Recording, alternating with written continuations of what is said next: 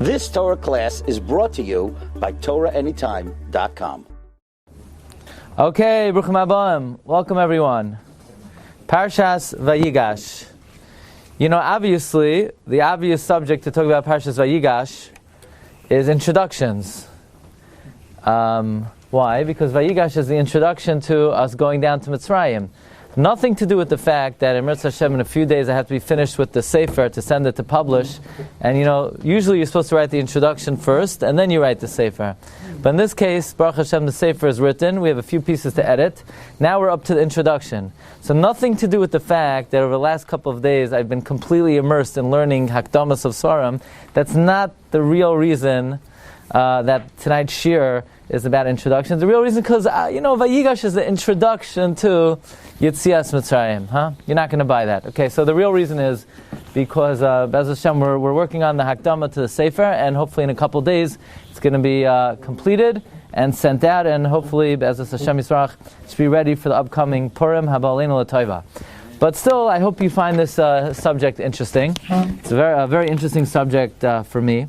And that is the development of Hakdamos and Svarim over the years, and so to speak, the justifications and the rationalizations that authors have written, what allows them to write the Sefer. You know, anytime somebody embarks on writing a Sefer, so you open up the Sefer, and the first thing you think is, who is this guy? What right does he have to comment on the Torah?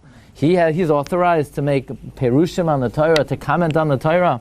So I want to just start by sharing with you the beautiful words of the Ramban, and then from there we'll progress towards other Hakdamas. The Ramban writes his historic words, his very powerful words. He says, "Aschil lichtav chidushim b'perish haTorah." I begin to write my novelties in my commentary on the Torah, and this is really the attitude that anybody should have, not only when writing, but really when opening up any sefer that's relevant to the Torah.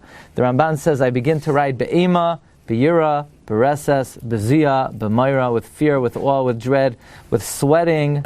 Mispalel u'mizvada, I pray, I confess with a broken heart, with a nefesh shavura. I'm shoyal slicha, meaning I have to ask for forgiveness. The moment I open up the Sefer to try to write, I have to ask Hashem, forgive me. Who am I to begin to write about this? It says, Bekida, Bekriya, Beshtachavaya, with tremendous humility, with prostration, with bowing, with bending, Achispakaku Kochilyo Shabashidra, until all the vertebrae of the spine protrude. The Nafshi Yoidas Ma'od Yidibru. The Ramban writes so beautifully, poetically, that he makes the following analogy. As negligible as the egg of an ant is compared to the orb of a sun, right? The orb of the sun is, the sun is far greater in size than even the planet Earth. So just imagine the sun, and as compared to an egg of an ant. The egg of an ant is negligible. It's like non-existent. So says Raman, I know that an ant's egg is more tangible, is more real, is more meaningful compared to the sun than my das is compared to the das of the Torah. So that should really prevent anyone from commenting, from learning. I mean, who is a human being to even approach the knowledge of the Torah, knowing that one's das is really not worth anything compared to the das of the Torah. He says, Nafshi yodas ma'od yediyah berura, she'ein beitzas hanemola keneged hagagal ha'elyon tzira, kasher chachmasi ketana v'daiti ketzara, as my das is small, keneged sisrei ha'Torah, that in the Torah is hidden every beautiful branch of wisdom, every discipline, every secret of the universe. Even David HaMelech says, everything in this world is finite, but when it comes to the Torah, rechava mitzvascha ma'od. So now the question is, so Taka, if our minds are so negligible compared to the Torah, so who are we? Says Ramban, what right do I have to write a commentary on the Chumash? Taka, it's a good kasha, what's the answer? Ramban says, I don't have a choice. What could I do? My soul thirsts and yearns for the Torah. It is in my heart like a burning fire. In other words, I cannot contain myself. I feel compelled to comment because there's this burning desire in my heart to follow, as the Ramban says, the footsteps of the great Gedolim who preceded me. And I think we learn from the Ramban two very important things. That in order to approach the Torah, two deep feelings are necessary. Feeling number one is a person has to feel utterly unworthy, in fear, in awe, in dread. How could I approach? I'm sullied, I'm dirtied, I'm negligible. That's step one. Nobody is authorized to approach the Torah without feeling immense unworthiness. And if a person says, well, yeah, I'm qualified, then you cannot approach. The first feeling is immense unworthiness. Now, if a person does have that feeling of immense unworthiness, now the question is, so what's your authorization? And the authorization has to be, what could I do? I can't help myself. I have such a cheshek and a chuk and desire to learn, to understand, to follow in the ways of the Gedolim that I don't have an alternative. And I think these are two very important nekudos that we learn from the Ramban, and we're going to focus on this concept that in order to be involved in learning, you have to have a real burning desire, Leman Hashem, to try to understand. Okay. Probably... They put themselves down so much. Yeah. So if I open this or read it, so I said, who is this guy? Why should I read his stuff? He says he's a nobody. Okay, so that's the thing. It used to be that when people... I understand. So it used to be, if 200 years ago somebody would have read about a gadol, they said, I'm nothing, so then the reader would sort of find favor with the author. Nowadays, if the author writes, I'm nothing, so, taka, I agree, I'm maskim, That's why I heard from one of my rabbeim that when it comes to rabbanos, bizman hazeh, a rav can never put himself down. You know why? Because they're gonna be maskim to you. They're gonna say taka. We agree to. Okay. Anyway, why are you laughing? Okay. So I want to share with you 3 famous hakdamas of Gedolei Olam, and I want to try to dig in and understand what was their kavana in writing this type of expression. First, we have the Hakdama, the Pri Megadim. Pri Megadim, by the way, every word of the Pri Megadim is measured. Pri Megadim writes in his introduction to Archaim, he says, if in all of my commentaries I was zoicha to come up with the truth 3 times, the Pri Megadim wrote hundreds of thousands of psakim. Says the Pri Megadim, if 3 times in all of my svarim I got the truth, then it was kedai to publish all of my svarim. So you're thinking, really? Really is kedai? So you're saying that 99% of what you wrote is nonsense, 99% is sheker, but if you got the truth 3 times, then it's worth it? I mean, why would the Pri Megadim write that? Is that really true? Is that really the case? That if you write 3 good things, so then somehow that redeems the whole Sefer? But it's well known, many Sfarim write, that even if there's 1 good idea in a Sefer, it saves the whole Sefer. I'm sure you heard that idea. I think it's an expression that made its way into even secular books. You write the Hakdama, you write the introduction, that, you don't have to agree with everything, but even if there's 1 valid point here, then it was worthwhile to publish Sefer. So this is something that the Torah's Gittin, who's the Torah's Gittin, is the Nesivos HaMishpat, wrote a Perush on Masechta Gittin. He writes, V'amar HaChacham, the sage says, Ki davar echad toiv yatzal hakol haSefer kulai. 1 good thing rescues the whole Sefer. Really? So here I have a Sefer 500 pages, and none of it is salient, none of it is logical. It's all gibberish. But if you have 1 good idea, so that rescues the whole Sefer. Is that really the case? By the way, the Chazon Ish, they quote in the Hakdama, the Chazon Ish quotes Reb Chaim Volozhiner. So I said the Hakdama, the Chazon Ish. The Chazon Ish doesn't have a Hakdama. I don't remember ever seeing the Chazon Ish having a Hakdama. So I opened up the Chazon Ish. He doesn't really have a Hakdama. He has quotes, like inspirational quotes from Chazal. And it's very interesting to me because the Stipler and Reb Chaim Kanievsky and their Sfarim, they also have like pages of just quotes from Chazal. So as sort of a Hakdama, the Chazon Ish says that these are psukim that you should read for Hisayrus and Amelis Batar and Emunah. He quotes Reb Chaim Volozhiner in the Reb Chaim Volozhiner's Shiltus Oy Samach Gimel. That Reb Chaim Volozhiner writes that my whole life I davened that I should be zoicha to make 1 contribution to 1 halacha in the Gemara. So here we have this concept that if a Sefer has 3 ideas or a Sefer has 1 good idea, it saves the whole Sefer. Now I don't know any book reviewer who would go through a 500-page Sefer, which is 99.9% nothing, and there's 1 good idea on page 373, and look, But we said, what a wonderful Sefer. On the 373rd page, on the middle paragraph, on the second line, the author makes a good point, so therefore I recommend everyone go out and buy the book. I mean, what exactly is the point of this? So one would think, this is just a figure of speech. It's just it's a derech of anivus. If somebody writes a book, so it's sort of presumptuous. Who are you to write something, to present your ideas?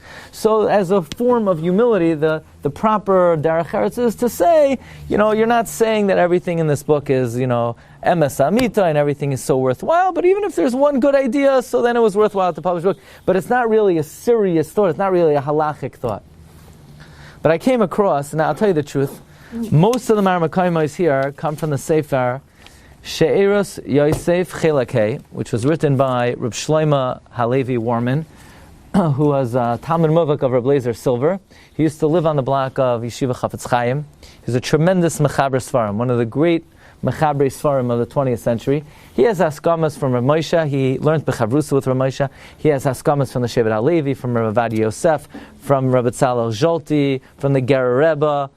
And I remember that I was close with this Rebbe Warman. I used to go spend time in his house. In fact, the first thing I ever wrote for a journal, he encouraged me to write it, and I brought it to him, and he edited it for me. So, I thank him for inspiring me to write. So he used to tell me stories about Reb Lezer Silver, and Reb Lezer Silver told him stories about the Brisker Rav and the Rogachover and Reb Meir Simcha of Dvinsk. So anyway, he wrote incredible svarim, this Rebbe Warman. He said that when he was in his 90s, Rabbi Warman was 90s, Reb Vosner, the Shevet Halevi, called him, and now Rabbi Warman had already written 10 svarim. And the Shevet Halevi said, you can't stop writing, you have to continue writing. By the way, the Stipler had his svarim, very chashuv svarim. So he, in his Hakdama, quotes a lot of the Marmakaimis that we're going to learn tonight. He brings down something very interesting. He says there could be a halachik, this is what we're gleaning from something he brings, there could be a halachic reason why many hakdamos write that if there's even one good thing in the Sefer, it saves the whole Sefer. And that is, there's a famous rush. We know one of the 613 mitzvahs, in fact the 613th mitzvah is to write a Sefer Torah. It's a mitzvah to write a Sefer Torah. Now the rush writes, if a person buys svarim, you're mekayim the mitzvah of writing a Sefer Torah. It's a famous rush. Not everybody could afford to commission the writing of Sefer Torah, but most people could afford to buy a Shas, to buy a Chumash. Well, according to the rush, if you buy Svarim, you're mekayim the mitzvah of Ksiva Sefer Torah. Comes Shalos Tshuvas Nefesh Chaya, Reb Chaim Elazar Vax, and he says, Pshat in the rush is not that you're also mekayim Ksiva Sefer Torah by buying Svarim. You're only Mekayim Ksiva Sefer Torah by buying Svarim. You're not Mekayim Ksiva Sefer Torah by writing a Sefer Torah. Why? Because what's the purpose of the mitzvah of writing a Sefer Torah? V'yata kisvu lachem es asher zois v'lamda es b'nei Yisrael, to learn from it. Does anybody today learn from a Sefer Torah? Nobody learns anything from a Sefer Torah. It used to be, people had Sefer Torah, they took it out, they learned from it. The Gra learned from a Sefer Torah. What?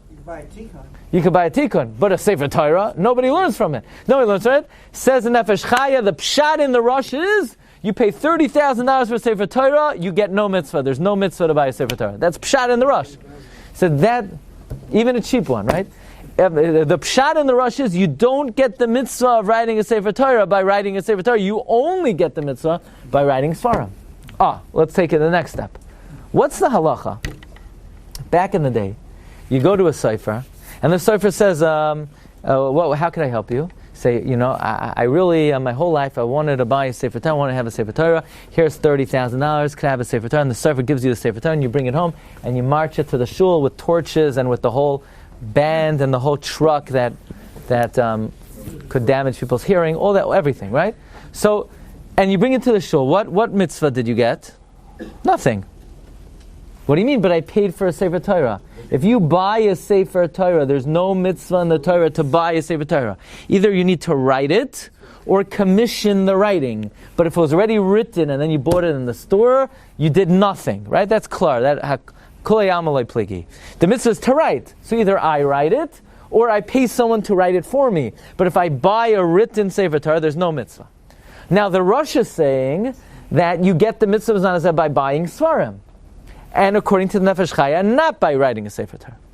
Well, let's apply the same logic. If you go into the store and you buy an already existing Shas, an already existing Chumash, you also don't get a mitzvah. So then how do you get the mitzvah of writing a Sefer Torah b'zman hazeh?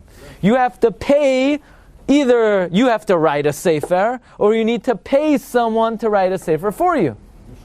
Maybe you're getting a mitzvah for the scar of people using the Sefer Torah so they can lean. That you get, but that's not the mitzvah of writing a Sefer Torah. You get, you did a good deed, but not the 613th mitzvah of writing a Sefer Torah. And therefore, says the Nefesh Chaya, Bizman hazeh, you don't get a mitzvah by buying a Sefer Torah. You don't get a mitzvah by paying a Sefer to write a Sefer Torah. You don't get a mitzvah by buying Svarim. You have to pay, either write a Sefer, or pay someone to write a Sefer, or help a Sefer be written. That's the, so here we come. So he says, but what if the Sefer is nonsense? So here you spend 10 years, you're writing Chidushim Noiraim. Why did Avram Avinu go to Eretz Yisrael to get to the other side, right? You write a whole Sefer of Tyrus, right? You write a whole Sefer, and it's all ridiculous nonsense. Your Chidushim. Yeah, it's such a big chidush that even Moshe Rabbeinu wasn't told that chidush on Har Sinai. That's how big of a chidush it is. So you have a whole sefer, and it's a good joke book, but it's not a sefer. But if there's one good idea in the sefer, so then it has a din of ksiva sefer Torah b'zman hazeh. So that's the pshat, says the Nefesh Chaya. Perhaps he doesn't say that's why many authors say this. He just says that even if there's one good idea in the Sefer, if you wrote it or helped contribute toward it, then you're mekayim the mitzvah of ksifa sefer Torah b'zman hazeh. And therefore he says, listen to his humility, ulai, in my Sefer, maybe there's one good idea. But it comes out very, very nice that when these authors write that one good thing saves the whole Sefer, it may have a Halachik implication. It might have a Halachik meaning that since the purpose of writing a Sefer, B'zman hazeh, is to be in the midst of Ksiva Sefer Torah, and it has to be not paid for after the fact, you wrote it for that. So if you have one good idea, and then he says something very interesting. And if you wrote a Sefer or helped toward a Sefer, then, and in order to write the Sefer, you needed to buy 100 Svarim, then all those Svarim you bought are nichlal in the mitzvah of Ksiva Sefer Torah because they were needed to be able to write. Let me share with you the words of the Ramah. Mi lanu gadol me Ramah. Like you wouldn't think the Ramah would need to justify writing a Sefer. Number 6. The Ramah wrote a Sefer called Mechir Yayin. And the reason he wrote it, in 1 year in his hometown, the water was undrinkable and he had to leave. And he had no food on Purim and he had no Shalach Manos on Purim. And he wrote the Sefer Begeder Simchas Purim because he had no money and he had no food. So he said, I know people are going to open up my Sefer and they're going to say, who does this guy think he is? He's commenting on the Torah. Says Rama, I know my well is not a well of living waters. I know it's a dried out source. But the truth is, every Sefer could be divided into one of 3 categories. It's all good. It's partially good. It's all nonsense. Says Rama, no Sefer has ever been written that does not fit into one of these 3 categories. All good, all nonsense, or kacha kacha. Says the Rama, if my Sefer is all good, I don't need to excuse why I wrote it. If it's partially good, we all know from the Baal Amar, and this is an idea we already said many times, if there's something good in a Sefer, redeems the whole Sefer. But what if the Rama says, my Sefer is all nonsense? Says Rama, it's still kedai to write it. Why? He says there's a Yushalmi. There's a beautiful Yushalmi. The Yushalmi says, all silence is good except for when it comes to the silence of Torah. All chatter is bad except when it comes to the chatter of Torah. You hear this? It's always good to be silent. You know, if you're at an affair, you're at a dinner, you know, should I talk? Should I not talk? You should know the rule is it's always good not to talk. There's never a question. It's not all silence is golden. Silence is always good. I'm uncomfortable. It's awkward. It's all good. Don't be uncomfortable. You should not be uncomfortable not talking. La'olam yarbe adam b'shtika. The Rambam says, produce a lot of silence. Silence is a achievement. Silence is an achievement. You could sit there and just zip it. You've accomplished. You had a good night. If you want to know, you look back on the day. What did I do today? Oh, from 2 to 2:30 I didn't say anything. Okay, Taki, you did something today. Silence is always good, except when it comes to silence of Torah, the Yerushalmi says.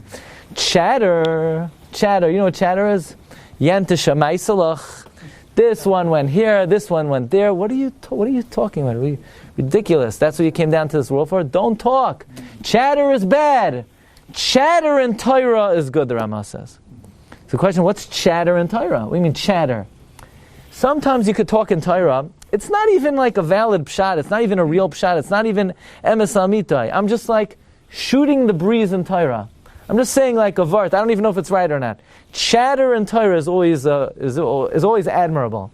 Therefore, says the Rama, even if my Sefer there's nothing redeeming in my Sefer, it's still at least in the category of Torah chatter. And Torah chatter has value, and it's kedai for me to publish this. So, Rabbi Warman in his Sefer, he just sort of quotes all these statements of his predecessors, and he points out if these Gedolei Olam, these cedars of the Lebanon, felt the need to justify, to rationalize who they are to write a Sefer, then what are we supposed to say? What are we supposed to say?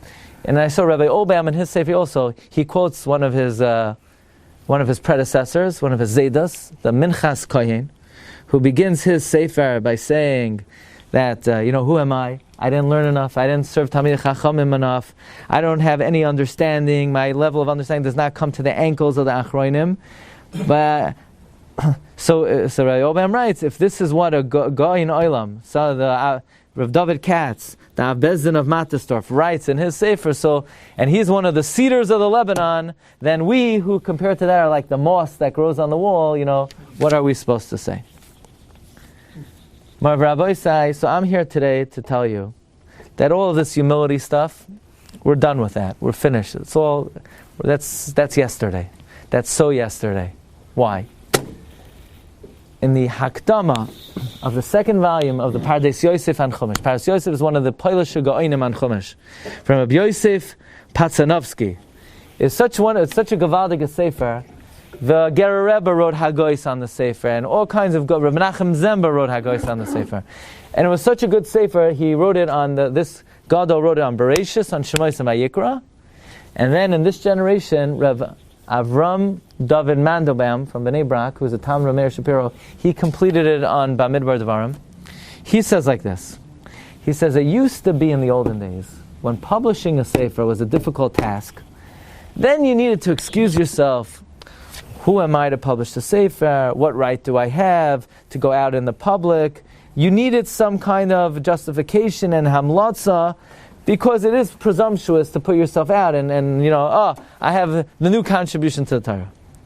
He says that's when the printing presses were not fully operational, when it was a big deal to write a Sefer. When, how was a Sefer written? You had 80 monks, wearing dresses, and you needed to write a Sefer. So one guy took the letter, and he put it over here, then the next monk took the letter, and he put it over here. And they were in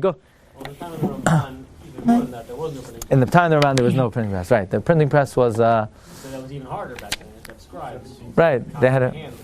So then, to go through the arduous practice and the expense of writing a Sefer, you need to excuse yourself. But Bizman Hazeh, to publish something, how many newspapers, how many magazines are there that spew venom, poison, immorality against Hashem, against the Torah, against Klal Yisrael? How much garbage is spewed daily from every magazine, from every newspaper? And now somebody's going to try to write something that promotes Torah, that promotes your Shamayim. You have to excuse yourself for writing something l'toyelas? Says the Pardes Yosef, to say, I hope there's something good in the Sefer, maybe there's one good idea, that's not humility, that's a lack of appreciation of Torah, it's a lack of appreciation of HaKadosh Baruch Hu, that's a lack of appreciation for Klal Yisrael. When there's so much garbage spewed out from the printing every day, you have hundreds of Rishonim that print every left-wing anti-Torah ideal, and in the morning it's at your doorstep. So now somebody's going to write in a Hakdama, who am I to write? Who you are? You're at least as good as the other side. If you don't think you're at least as good, that's a lack of appreciation for basic understanding of what the Torah is all about. He says there's an expression, he just makes reference to it, but I'll tell you the sugya. It's a lamdish sugya. There's machlekes Rabbi Akiva and the Chachamim, whether you could believe a woman who testifies that someone's husband died. We know that even though normally you need 2 eidim for eidos, when it comes to eidos isha, we believe even in eid echad. If one witness testifies that a husband died, a woman is allowed to get remarried. The shadow is, what about could a woman testify that somebody's husband died? So the Gemara in Yavamas, if you look at number 9 on Daf Kuf Chaf Beis, brings a story about a bunch of Leviim that went to the city of Tsayar, the city of dates, and one of these Leviim got sick in the inn, and when it came time to leave the city, the Leviim said to the innkeeper, "Miss, where's Yankel? Yankel? Yankel's dead. I buried him yesterday. And the halacha was, this person, Yankel's wife, remarried. So says Rabbi Akiva, we're not going to believe a Jewish woman who's a kohenes as much as we believe a pundakis. V'loitehei kohenes kapundakis. It's an expression. The woman, you have a woman of royal lineage. Her father's a kohen. She's a kohenes. So her we're not going to believe. And the pundakis, an innkeeper. By the way, you know what an innkeeper did? An innkeeper didn't just sit at the cash register and take people in and, book their rooms. That was a side job. A pundakis was a zoina. That's what she did professionally. That's what she occupied herself. She was a zoina. So this zoina, you're going to believe Leidas Isha, you're not going to believe a kohenes. So likewise, says the Parshas Yosef, this guy could write in the New York Times, and that guy could write every hashchasa and every left-wing ideal, and somebody wants to write a shtickle chiddush in Torah, whether it's a good chiddush, not a good chiddush, whether it's ois gehalten, not ois gehalten, whether it's emes la'amitoy, v'loi tehei kohenes kapundakis. Once we're living in a world where the printing presses are proliferating non-stop every day, like Shlomo HaMelech says, aso svarim harbe ein kates. There's no end to the amount of books that are available. So there are millions and millions and millions of books that say nothing at best. Says the Pardes Yosef Bizman Hazeh, it's not appropriate to feign humility in your introduction. Okay? Now, so far, nothing we said really is halachik. It's all, so it's all the philosophy of how to present the Sefer. Obviously now, this is a shiur. So who are we going to quote now? Zemi.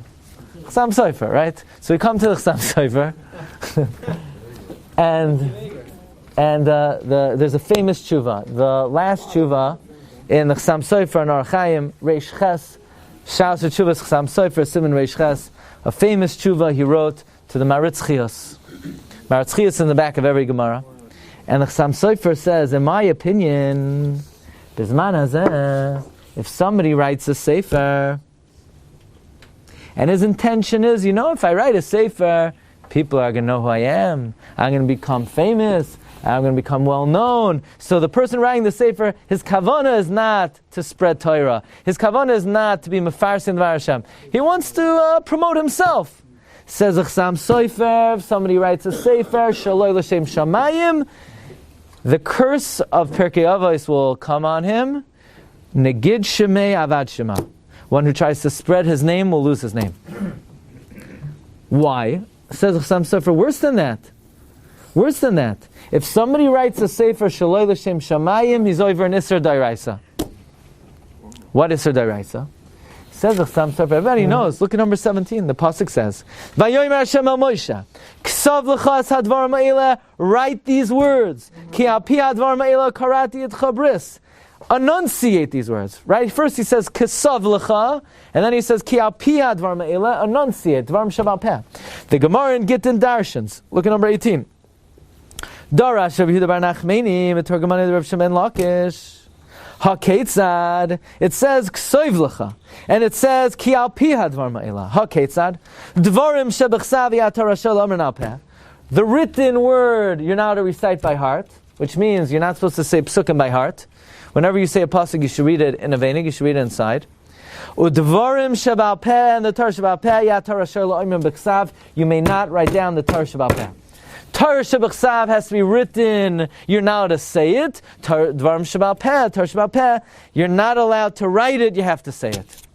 Right? So Torah shebechsav has to be written, cannot be oral. The oral law has to be oral, cannot be written. This is the lav, the isser of writing the oral law. So you say, what do you mean the isser of writing the oral law? I'm not up to him yet. I'm going to come back. I jumped to number 17. So we have a lav. We seemingly have a lav in the Torah that dvarim shabal peh, the oral law, you cannot write down. So you say, what do you mean you can't write it down? The Mishnayos, the Gemara, you have a lot of Torah that's written down. What was Rebbe's heter to write down the Torah? He saw Klal Yisrael's minds were weakening. Eis lasois lashem, when you need to act for God, hey Pharaoh Terasecha, break the Torah. That there are times in history where you need to break the law to uphold the law. You need to break the law to uphold the law. So, says the Chassam Sofer, that means the heter of writing down Torah is only lasois lashem. If you're acting for God, you can write down the Torah. But what if you're writing it for yourself? What if the only reason you're writing the Sefer is you're getting something out of it? So then you're not doing it L'Hashem. You're not doing it to Hashem. The lav comes back, says Chassam Sofer, if somebody writes a Sefer and mixed into one's kavanos is you're doing it for kavod, you get a klala and an isser d'oraisa. On the other hand, says Chassam Sofer, if somebody knows that he's writing the Sefer L'Shem Shamayim, and the only reason he doesn't want to write it is he doesn't want people to criticize him, then it's also an Avera. So it's like, it's a lose-lose proposition. You write it, and you're having in mind, you're doing L'Shem Shamayim, but maybe I'm going to get something out of it. Lav d'oraisa. You refrain from writing it because you're afraid what people are going to say. It's also asar. So comes Rav Moshe Sternbach. In the Hakdama of the first Sefer he wrote, he says the Chassam Sofer, for all intents and purposes, has now locked the doors from anybody ever writing a Sefer. Because how could any Basar Adam say, I'm writing it L'Shem Shamayim? Imagine you opened up a Sefer and the person said, you know why I'm writing a Sefer? Because a guy like me is such a tzaddik that I don't have any ulterior motives. I close the Sefer and throw in the garden. Right? Would you believe somebody who said that? Says Rav Moshe Sternbach, I don't know anybody who could write a Sefer Kula L'Shem Shamayim. And therefore the Chassam Sofer has, for all intensive purposes, locked the doors on anybody writing a Sefer. Because if you have a kavana, 1% kavana, for kavod or for whatever other ulterior benefit you might want, you're over a lav in the Torah. It's right, anonymous, right? Lamaisa, you get the most covet out of anonymous farm. Oh, did you hear who wrote the anonymous Sefer? I don't know of any anonymous Sefer that we haven't figured out who wrote it,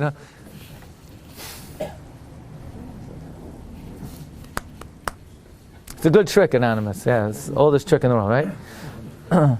So Rav Sternbach writes that the Chassam Sofer has effectively locked the doors on anybody trying to write a Sefer.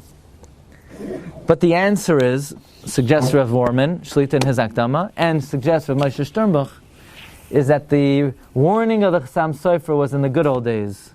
When to write a Sefer, you had to commission a printing press, and it was a long, arduous task, and who wrote anything, 100 years ago, 200 years ago, 300 years ago?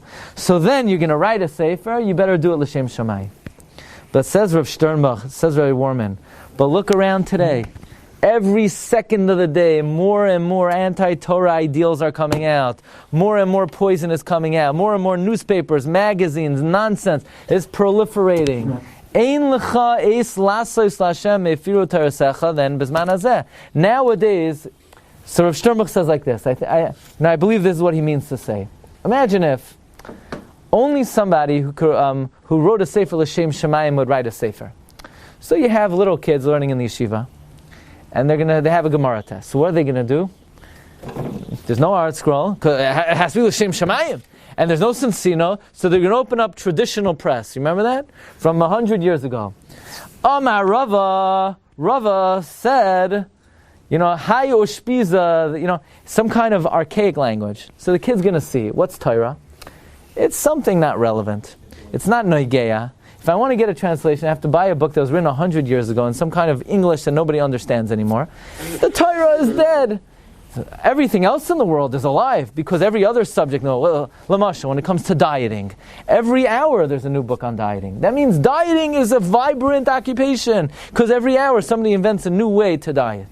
Making money. Every hour somebody writes a book of how to make money and be successful. But Torah is, Torah is for the cavemen from long ago because we don't write any books. The only books written about the Torah were written in some shtetl 200 years ago by a rabbi with a long beard who was able to write a L'Shem Shamayim. Says Rav Sternbach, the Klal Yisrael, the world has to see the Torah is a Torah's Chayim, it's Nitzchias. If we don't keep on writing the Svarim, then people are going to say the Torah is an old discipline, it's an archaic discipline, it's not relevant, it's not Noigeya. So, Ein Lecha Eis Lasos L'Hashem Efiru Torah Secha, more than Bizman Hazeh. That's the rationale. Meaning the same way the Pardes Yosef says that Bizman Hazeh, it would be, so to speak, improper humility to try to justify the writing of the Sefer when in the opposite world, in the opposition to the Torah, Svarim are coming out, books are coming out, a dime a dozen. That's the heter to be able to write Svarim Bizman Hazeh, because even Bizman Hazeh, it's begeder Eis Lasos Hashem Hefiru Torah Secha.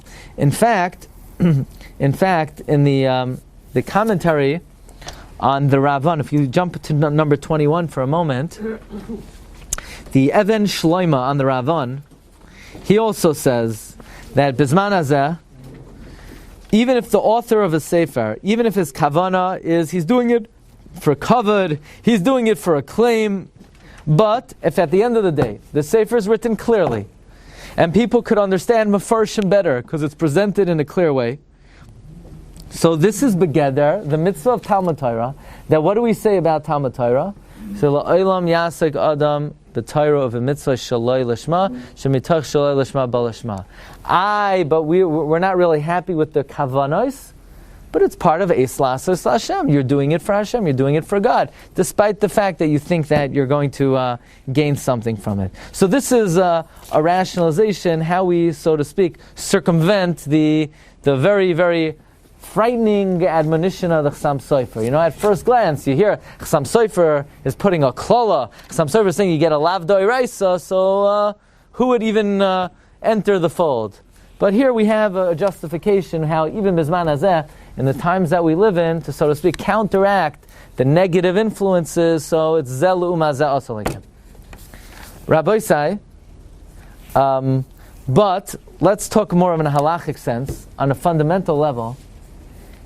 Even the whole idea of the Chassam Sofer, that if somebody writes Torah Shebal Peh, Shaloi L'Shem Shamayim, you're over a lav, it's not clear that we talk a paskin like that. If you look at number 15, in the Even Shloimai, on the Ravan, he also says that the Chassam Sofer is going L'Shitasei. Because it's well known that the Chassam Sofer says that the lav, that the prohibition of Dvarim Shebal Peh I'ata Rashay Lichtavam B'Chsav, the Chassam Sofer Shita is this is an Isser D'Oraisa. How do we know the Chassam Sofer holds this is an Isser D'Oraisa? Because there's a very interesting sugya. There's a sugya in Gittin. Does anybody know? You're practicing Safras or something. Are you allowed to write an isolated Parsha in the Torah on parchment? I want to write Parshas Chayisara on parchment, just Parshas Chayisara. So the Gemara in Gittin says that you're not allowed to do that. Ein koisen parshios minat Torah. There's halacha. Ein koisen parshios minat Torah. You're not allowed to write a parsha on Torah. You want to write 10 psukim from the Torah, like Min Drin in the middle of nowhere. You're not allowed to write 10 parshas in the Torah. It's an Isser D'Oraisa. So the shaila the Chassam Sofer has is, why can't I write 10 parshiyos? There's even a man da Amar Masechta Megillah, Masechta Gittin, Torah Megillah. No, the Torah was given piecemeal. So if the Torah was given piecemeal, why can't I write a piece of the Torah? Says the Chassam Sofer, it's an Isser D'Oraisa. What's the Isser D'Oraisa? It's incorporated in the lav of Tvarim Shebal Peh. You're now to put B'Ksav. There's not Dvarim Shebal Peh. I'm writing a parsha on the Torah. So Chassam Sofer says, what's the reason why Dvarim Shebal Peh, Dvarim Shebechsav, you can't say Bal Peh? What's the reason why if I have I want to say, Vayomer Hashem el Avram lech lecha, I can't just lane psukim Baal Peh. What's the reason you're not to do that? Because many of the drashas of the Torah come from a missing yud, an extra yud, a missing vav, an extra vav, and if you say it Baal Peh, you lose out all the nuances of the way it's written and the lettering. So says Chassam Sofer, the same way there's an Isser D'Oraisa, that you're not allowed to say Baal Peh, the written law, there's also an Isser D'Oraisa of writing down a Parsha by itself. Because the same way we need to know how a word is spelled, we also have to know the smichas ha'anyan. We have to know what's written before this parsha, what's written after this parsha, because a lot of the drashos are dependent on smichas. What is this juxtaposed to? What is that juxtaposed to? Once you take out an isolated part of the Torah and you write it by itself, you're removing what it's samach to, and you lose out all the drashos. So says Chassam Sofer, there's an isur d'oraisa of writing a parsha by itself. It emanates from the lav of the oral law you cannot write down, and the written law you can't say orally. So clearly the Chassam Sofer holds that the lav of Dvarim Shabachsav Yat HaRashoy La'amram Baal Peh, Dvarim Shabal Peh Yat HaRashoy Lichtavam, the Chassam Sofer holds it's an Isser D'Oraisa. But you should know not everybody agrees to that. Remember in Masechta Yuma, on Daf Ayin, the Kohen Gadol on Yom Kippur, he has a lot of things to lane. So he lanes from one Sefer, he lanes from another Sefer. And what about the Maftir? Ube'esar shebechumash hapekudim? The Gemara says the Maftir, he says Baal Peh. The Kohen Gadol on Yom Kippur says the Maftir, Baal Peh. Frek Tosfos, but you're not allowed to do that. Tosfos is not true. The whole Gemara of Dvarim Shebechsav Yat HaRashoy La'amram Baal Peh, it's only mitzvah min hamuvchar. It's not asur. It's only mitzvah min hamuvchar. Clearly, though, the Chassam Sofer doesn't learn that way. But according to Tosfos, there's no lav in the Torah of putting the oral law down in written form, and there's no lav d'oraisa in taking the written law and saying it Baal Peh. It's just a mitzvah not to. Oh, so it's not asur. It's just a mitzvah not to. It's just a mitzvah not to. You wouldn't refrain from writing a sefer in deference to something that's just a mitzvah min hamuvchar. But besides that, Rabbi Warman quotes, if you look at number 20, a very interesting sefer of Shalas Utshuvas. Shalas Utshuvas afar kesasa da'anya. Shalas Utshuvas afar kesasa da'anya. Rav David Sperber, one of the Achronim. And he writes, Sperber in English, Sperber in Yiddish. Okay, but however you want to pronounce his name, he makes the following argument. He says that it's not unanimous, like the Chassam Sofer is saying, that there's an Isser D'Oraisa to write down the oral law. In fact, he says, L'chayro, you could be medayik from the Lashon of the Gemara that it's not even Asur at all. The Gemara could have said, Dvarim Shebaal Peh Asur L'Kasvam. And then we would have known that it's Asur to write down the oral law. The Gemara doesn't say Dvarim Shebaal Peh Asur L'Kasvam. The Gemara says, like the double negative, Dvarim Shebaal Peh Efshar Lichtevein B'chsad. You cannot write down. Why does the Gemara say Efshar? The Gemara should say Asur, say it straight. More than that, why does the Gemara say atarashoy? Atarashoy. It should say ata mutar. It's not mutar. So we'll say it's asur. We could infer it's asur. But it doesn't say ata mutar. It says atarashoy. So the double negative and the language of atarashoy is mashma that it's a very lenient isur. That's first of all. It says afar kesasa da'anya. Second of all, I have a kasha. You know, the Shulchan Aruch brings down the halacha that you're not supposed to say the written law Baal Peh. Why doesn't the Shulchan Aruch say ubizman hazeh asur lichtov ksarim?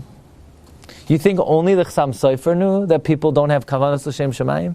You don't think Rabbi Yosef Karo knew that bizman hazeh? What's the halacha? Is somebody allowed to do yibum bizman hazeh? Are you allowed to do yibum bizman hazeh? If you're not Sfardi, you can't do yibum. Why not? Because since a person wouldn't live with the woman, l'shem shamayim, if you don't do it l'shem shamayim, so now you're back to the Isser of Eishes Ach, so you can't do Yibam. It's halach and Shulchan Aruch, you're not allowed to do Yibam. So why doesn't the Shulchan Aruch and the Rambam say, Bizman Hazeh, no one's allowed to write Svarim? Says Afar Ketzasa Da'anya, even though he's afraid of the Chsam Sofer, he would disagree with the Chsam Sofer. And he would say like this, the Pshat in the Heter of Rebbe of Eis Lassos Hashem Efiru Torasecha, it's not Hudcha, it's not in a situation where you're acting for Hashem, will temporarily push away the lav of writing down the oral law. It's Hutra. Rebbe came along, and because of Eis Lassos Hashem, he mattered the Yisr. But he mattered it for all times, and he mattered it under all circumstances. It's Hutra, it's not Hudcha. That's why it's not brought in the Rambam, it's not brought in the Shulchan Aruch, it's not brought anywhere. Because we don't paskin like the Chsam Sofer. We paskin, you're allowed to write it, and it doesn't matter what your kavanah is. That's what the Afar Kesasa the Anya paskins against the Chsam Sofer. And that seems to be the minhag. Further justification. There's a Nefesh HaChaim. Nefesh HaChaim writes in the Prakim, Paragimel, Nefesh HaChaim says, Chazal say, La'olam ya'asoik adam b'torah mitzvah shaloi l'shma, shemitach shaloi l'shma, ba l'shma. So we tend to think that means you should start off learning shaloi l'shma, and ultimately you'll reach the madrega of l'shma. Says the Nefesh HaChaim. You think that's what it means? You think it means when I'm 10, I'll learn 100% Shalei Lishma. When I'm 20, I'll learn 90% Shalei Lishma. When I'm 30, I'll learn 80. And then when I'm 90 years old, I'll be learning 100% Lishma. And I'll come even if there's no food Wednesday night. Starting next Wednesday night, we can't have food because we don't have sponsors anymore. Something like that, right? Chaz Hashem. Not really. Next week we have a sponsor. But...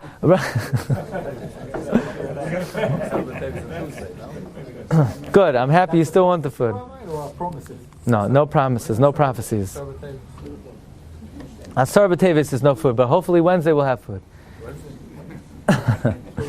But says the Nefesh HaChaim, you think when a person becomes 90 years old, there are no more Shalei Lishmas?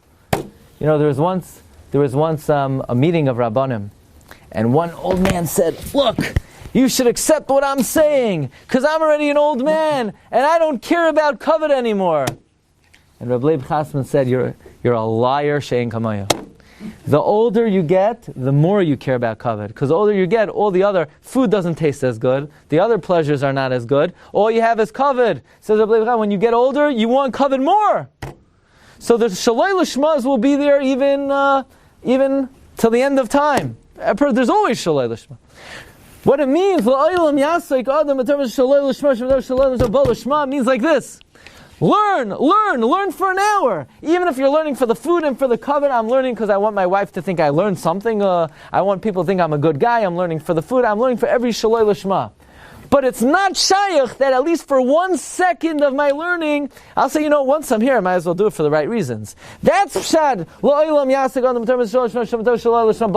Not that you'll eventually reach the madrega of lishma and you'll just be lishma for the rest of your life. You're always in danger of doing it shalai lishma. It means you'll get that one moment of lishma in.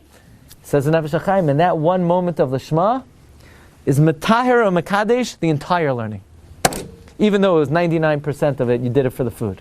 I only learned for the schnitzel. But once I finish the schnitzel, then I listen lishma. That listening lishma is metaher, the listening for the schnitzel also. That's what the Nefesh HaChaim says. In fact, the hafla says the same thing. Lai hamesim yahalaluka, when you do mitzvahs, shalai lishma, they're dead. They're dead. The mitzvah's dead.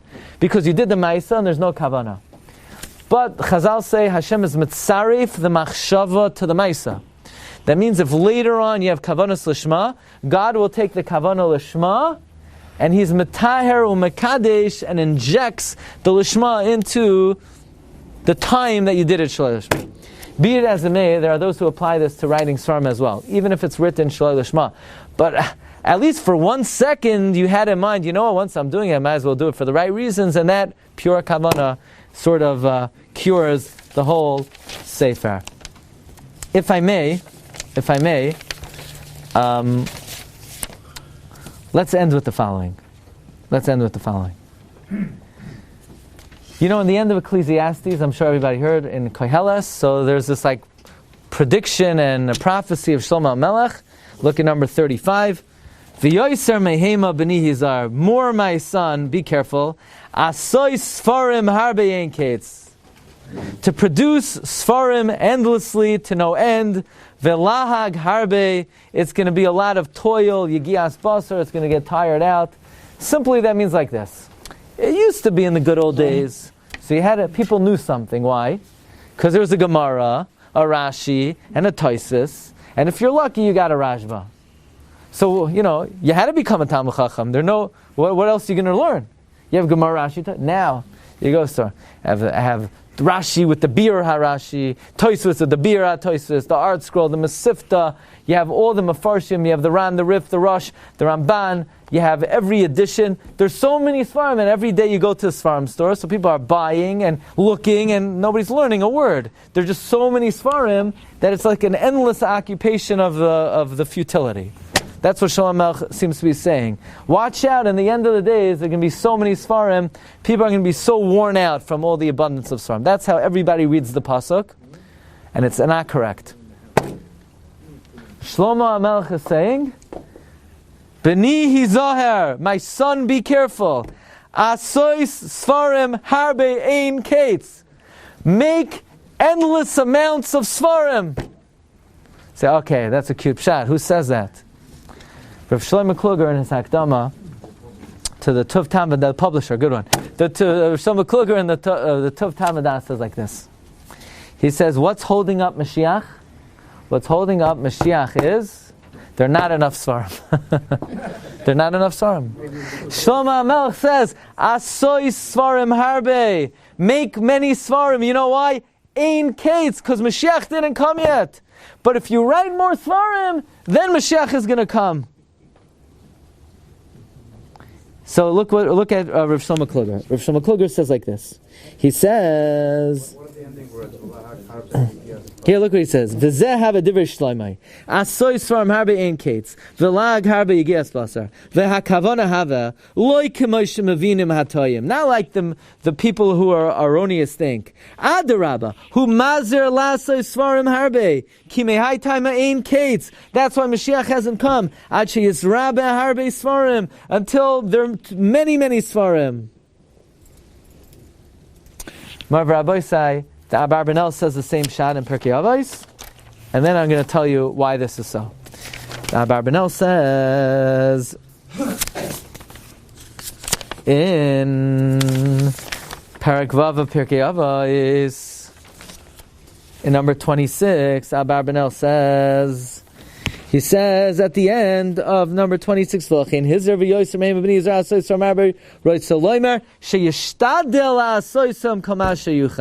should try to make as many svarim as you can. So the pshat is like this. The Gemara says in Shabbos that in the end of days, when Klal Yisrael is scattered all over the world, it says we're not going to find halacha brura, mishnah brura b'makam echad. The Torah is going to be scattered. It's going to be disorganized. It's going to be mixed up. It's not going to be systematic. And the question of Hutner asks is, why is a symptom of the end of days that the Torah is going to be scattered and mixed up and not organized in one place? So Hutner explains that Yisrael v'Iraisav Kutshabrichu Chadim. The Torah and Klal Yisrael are one entity.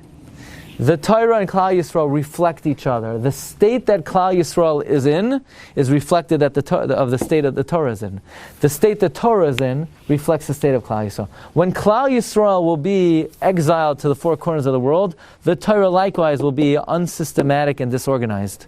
So therefore we could explain the reason why writing the Svarim, what's the purpose of writing a Sefer today? We have all the information. The purpose is to systematically organize ideas based on common themes and common threads. So what you're doing is you're gathering the Torah, you're consolidating the Torah, you're bringing the Torah into units. So by unifying the Torah and making the Torah systematic and organized, thereby you are gathering Klal Yisrael, which Klal Yisrael is a reflection of the Torah, and it helps in the kibbutz of Klal Yisrael. Okay, Rabbi Sai, thank you for listening to me tonight. Be'ezus Hashem, next week's subject I think we're going to do is where to be buried. A very exciting subject. Okay. You've just experienced another Torah class brought to you by TorahAnytime.com.